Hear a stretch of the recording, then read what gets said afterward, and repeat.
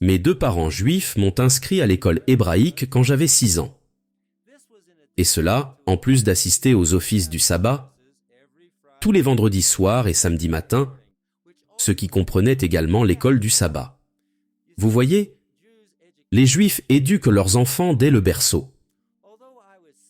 Même si j'étais imprégné du yiddish qui est l'expérience juive, tout au long de mes années de croissance, mon plus beau souvenir était de chanter des chants de Noël avec mes amis gentils. Chaque décembre, nous faisions du porte-à-porte dans tout le quartier en chantant des chants de Noël « Ô peuple fidèle, Jésus vous appelle ». Un soir de Noël, après avoir terminé une interprétation entraînante « Ô peuple fidèle », un homme est sorti de la maison vers la devanture, m'a pointé du doigt et m'a dit « Pourquoi un garçon juif comme toi chante des chants de Noël ?» Avec des larmes jaillissant de mes yeux, j'ai couru chez moi et j'ai demandé à mon père « Papa, pourquoi les Juifs ne croient-ils pas en Jésus-Christ ?» Mon père a répondu « Fils, tu peux chanter des chants de Noël autant que tu veux.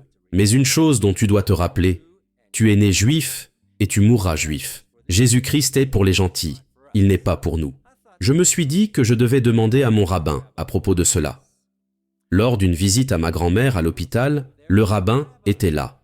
Il était juste dans le hall de l'hôpital. Je suis allé vers lui et je lui ai posé la même question que celle que j'avais posée à mon père. Pourquoi les Juifs ne croient-ils pas en Jésus-Christ? Le rabbin a craché directement sur le sol de l'hôpital. J'étais consterné. Puis, il m'a regardé avec des poignards sortant de ses yeux. « Ne t'avise plus jamais » à prononcer ce méchant nom. Les gars, j'étais vraiment consterné. Peu de temps après, ma mère m'a emmené au bar mitzvah de mon cousin. C'était dans une vieille synagogue. Quand nous sommes entrés, je pouvais juste sentir cette odeur de moisissure. J'ai regardé autour de moi, il y avait des étoiles juives partout.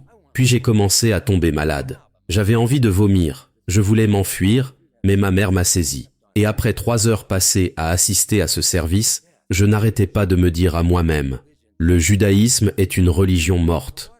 Mais le tournant décisif s'est produit pendant mon cours de bar mitzvah. Là-bas, nous avons étudié les religions comparées. Madame Schechter était la prof, et Madame Schechter était bâtie comme un bulldog. Nous avons étudié toutes les religions sous le soleil. Bouddhisme, hindouisme, islam, jaïnisme, bahaïsme. Mais nous n'avons pas étudié le christianisme. Ce n'est qu'à la fin de l'année scolaire de la bar mitzvah que Madame Schechter se lève du bureau, se tient comme un bulldog devant nous tous et dit « Les enfants, nous n'allons pas étudier le christianisme. Vous voyez, le christianisme a été lancé par un homme nommé Saul. C'était un juif qui se détestait lui-même. Il détestait tellement les juifs qu'il a changé son nom juif pour le nom gentil de Paul. C'est pourquoi nous n'allons pas étudier le christianisme.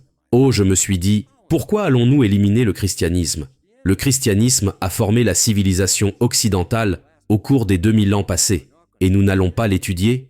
Je me suis dit, un jour, lorsque je quitterai ma famille, lorsque je quitterai ma synagogue, je vais l'étudier moi-même. Et c'est ce que j'ai fait. Quand j'étais à l'université, je me suis procuré un Nouveau Testament, et j'ai commencé à lire la vie de Jésus. Eh bien, j'étais juste fasciné par la personne de Jésus. Comment il sortait dans la foule, côtoyait les gens ordinaires, parlait des expériences de la vie quotidienne pour les appliquer à des choses spirituelles. J'ai trouvé que c'était génial. Je ne pouvais pas lâcher ce Nouveau Testament. Et peu de temps après, j'ai accepté Jésus-Christ comme étant le Messie. J'ai commencé à aller à l'église et j'ai quitté le judaïsme. Et après 40 ans d'abandon du judaïsme, je peux seulement dire que j'ai pris la bonne décision.